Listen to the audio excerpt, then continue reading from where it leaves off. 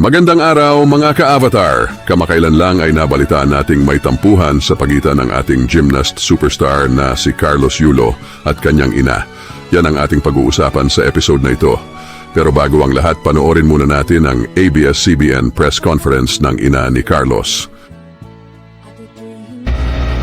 Hindi ako perpektong ina at alam ng Diyos na hindi ka din perpektong anak at walang perpektong pamilya.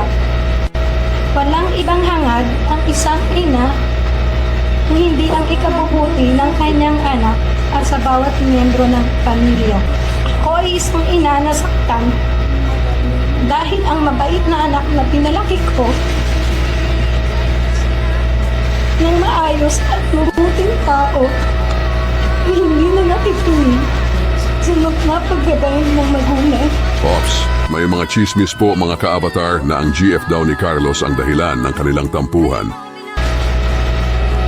Kung mali man, kung naging pagpuna ko sa nobya mo, humihingi ako ng patawad dahil nanay lang ako na nag-aalala.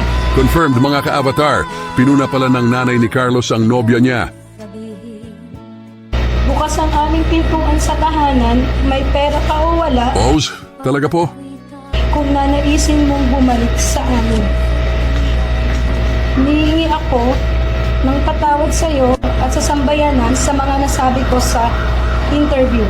Yan ang maganda mga ka-avatar, humingi siya ng tawad.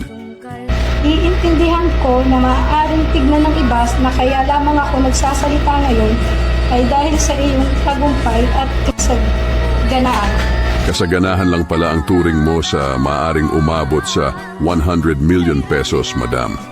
Sa mga katulad namin, hindi lang yan kasaganahan, kundi kayamanan hanggang sa mga apo sa talampakan ni Carlos. Pero of course, deserved ni Carlos yan. Pero siya lang ha? Kung hindi man tayo magkaayos, sana sa pagdating ng panahon, maunawaan ang aking panig, intensyon at hindi ang ingay. Amen. Makamtan nawa ng kanilang pamilya ang kapayapaan at pagkakaisa. Hangad namin ang habambuhay na kaligayahan ng ating greatest athlete of all time, Carlos Yulo.